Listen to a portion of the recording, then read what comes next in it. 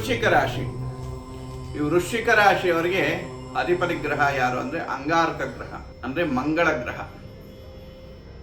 ಈ ವೃಶ್ಚಿಕ ರಾಶಿಯವರಿಗೆ ನೋಡಿ, ಪಂಚಮದಲ್ಲಿ ಶನಿ, ಯಾವುದೇ ಕೆಲಸಗಳು ಸಕ್ಸಸ್ಫುಲ್ ಆಗಿ ಆಗ್ತಾ ಇಲ್ಲ, ಯೋಚನೆಗಳು, ಮನೆಯಲ್ಲಿ ಸಮಸ್ಯೆ, ಮನೆಯಲ್ಲಿ ಆರೋಗ್ಯ ಸಮಸ್ಯೆ, ಕುಟುಂಬದಲ್ಲಿ ಒಬ್ರೆಲ್ಲ ಒಬ್ರು ಕಾಡ್ತಾ ಇದೆ, ಮನಸ್ಸಿಗೆ ನೆಮ್ಮದಿ ಅನ್ನೋದೇ ಇಲ್ಲ ಸ್ವಾಮಿ. ಹೋದ ವರ್ಷ ಎಲ್ಲ ಎಷ್ಟೋ ಜನ ಹೇಳ್ತಾ ಇದ್ರು. ಈ ವರ್ಷ ಹೇಗಿದೆ?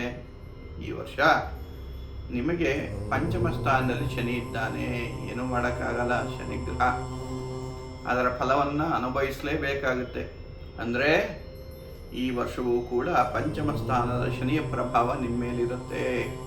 ಅಂದರೆ ಮಾನಸಿಕವಾಗಿ ಸ್ಥಿರತೆ ಇಲ್ಲದೆ ಇರುವಂಥದ್ದು, ಮಾನಸಿಕವಾಗಿ ಅಶಾಂತಿ ನಿಮಗೆ ಕಾಡುವಂಥದ್ದು, ಯೋಚನೆಗಳು ಕಾಡುವಂಥದ್ದು, ಆರೋಗ್ಯ ಸಮಸ್ಯೆ ಆಗುವಂಥದ್ದು, ಮುಖ್ಯವಾಗಿ ಆರೋಗ್ಯದಲ್ಲಿ ಹೆಚ್ಚಿಗೆ ಬದಲಾವಣೆ ಆಗುವಂಥದ್ದು. ಎಷ್ಟೋ ಜನಕ್ಕೆ ಆಪರೇಷನ್ ಕೂಡ ಆಗಿರುತ್ತೆ.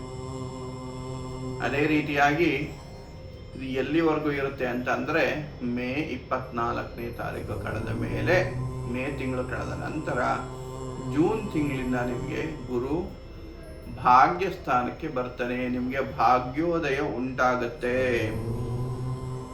ಈ ಭಾಗ್ಯ ಸ್ಥಾನದಲ್ಲಿ ಕಟಕ ರಾಶಿಯಲ್ಲಿ ನಿಮಗೆ ಗುರುಗ್ರಹ ಸ್ಥಿತನಾಗಿರೋದ್ರಿಂದ ನಿಮ್ಮ ಹಣಕಾಸಿನ ಏನೇನು ಸಮಸ್ಯೆ ಇದೆ ಎಲ್ಲ ಸಂಪೂರ್ಣವಾಗಿ ಕ್ರಮೇಣವಾಗಿ ನಿವಾರಣೆ ಆಗ್ತಾ ಬರುತ್ತೆ. ಹಣಕಾಸು ವಿಚಾರದಲ್ಲಿ ಅನುಕೂಲ ಆಗುವಂಥ ಒಂದು ಶುಭ ಯೋಗಗಳು ನಿಮ್ಮದಾಗುತ್ತೆ.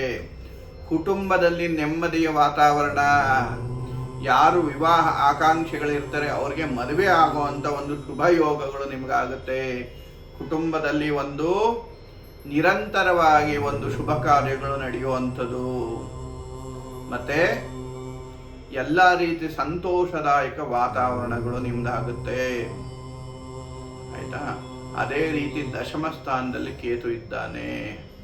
ಇದರಿಂದ ಸ್ವಲ್ಪ ಉದ್ಯೋಗದಲ್ಲಿ ಅಡೆತಡೆಗಳು ಉಂಟಾಗುವಂಥದ್ದು, ಸಮಸ್ಯೆಗಳು ಆಗುವಂಥದ್ದು, ಕೆಲಸಗಳು ಅಪೂರ್ಣ ಆಗುವಂಥದ್ದು ಇತ್ಯಾದಿ ಫಲಗಳು ಇದ್ರೂ ಕೂಡ ಗುರುವಿನ ದೃಷ್ಟಿ ನಿಮ್ಮ ಲಗ್ನದ ಮೇಲೆ ಬೀಳೋದ್ರಿಂದ ಮತ್ತು ನವಮ ಸ್ಥಾನದಲ್ಲಿ ಗುರುಗ್ರಹ ಸ್ಥಿತನಾಗಿರೋದ್ರಿಂದ ಎಲ್ಲ ರೀತಿ ಶುಭ ಯೋಗಗಳು, ಶುಭದಾಯಕ ಶುಭ ಫಲಗಳು ನಿಮ್ಮದಾಗಿರುತ್ತೆ.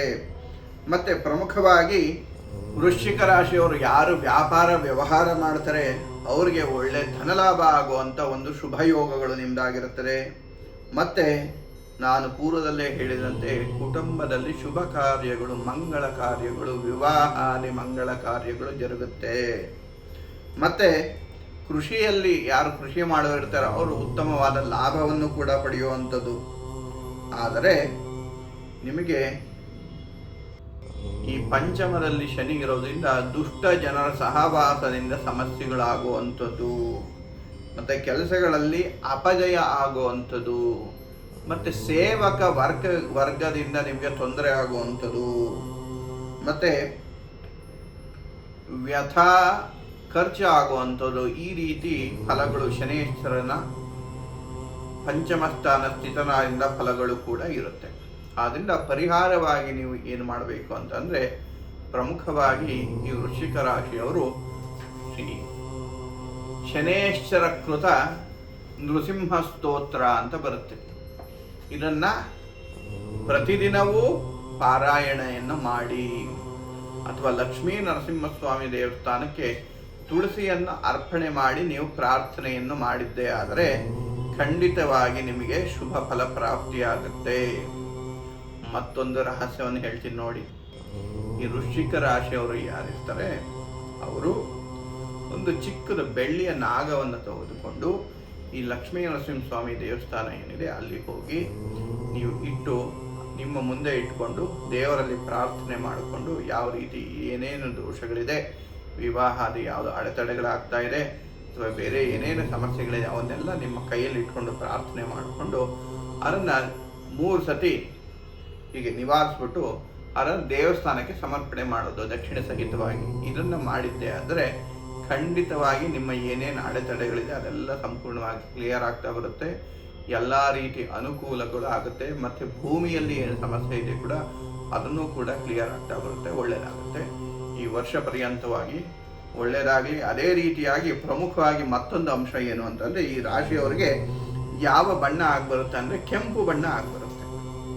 ಅದೇ ರೀತಿಯಾಗಿ ಸಂಖ್ಯೆ ಯಾವುದು ಅಂತ ಅಂದರೆ 9 ಈ ನಂಬರ್ 9 ಏನಿದೆ 9 ಸಂಖ್ಯೆ, ಇದು ಚೆನ್ನಾಗಿ ಆಗಿಬರುತ್ತೆ, ಇವರಿಗೆ ಶುಭ ಸಂಖ್ಯೆ ಆಗಿರುತ್ತೆ.